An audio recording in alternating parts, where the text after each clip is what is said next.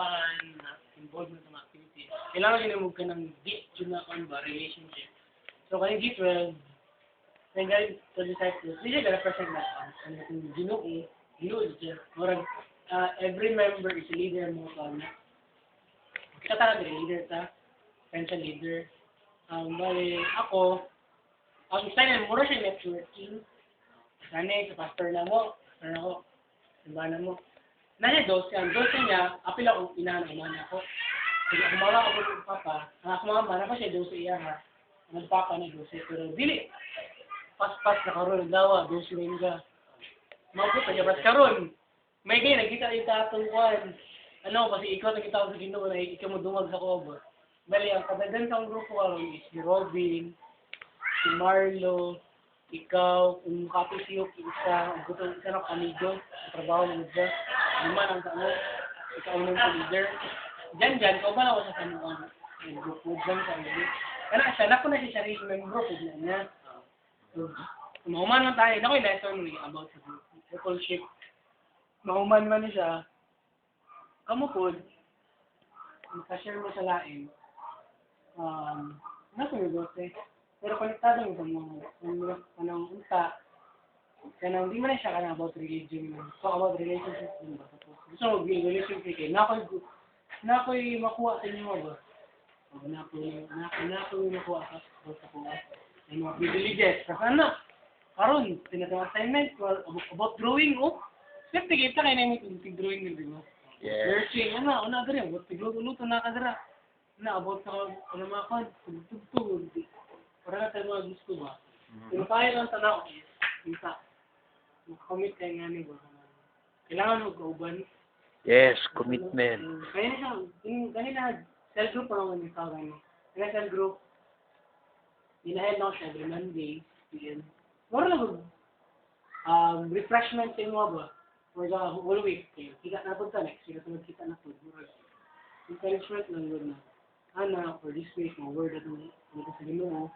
Para, di kayo lisod ganyan na. Natingala ka ba sa, ad-adal mo trabaho ni mo, kapag mo kayo eh. Di na ikaw kapoy yun sa ipay na. Di lang ikaw, di ba? No one is an alien. Yes, that's correct. Para tayo mga struggles, ay para tayo mga struggles ako, laylay tayo mga ano ba? Mga unta, pareho, makakomit tayo nga ni We hope so. Leader for the rest of the life. Di kong vital sa mga bay. Promise. Ang saan ko dun. That's a current. Pero every Monday na dito siya, 6 p.m. Mutak sa mga gawa na ko na, ay, kapapos sa balay, text ko na, ano, sa kainong siya lang sa kumag-treat, ano, ang cell group na mo, abot lang siya, 15 to 30 minutes, hindi na siya. Madali lang yan. Sa oras mo, hindi nga ako Correct. Bali next week, magtapos sa tanan, bali mag-gel ka dugog ka ng,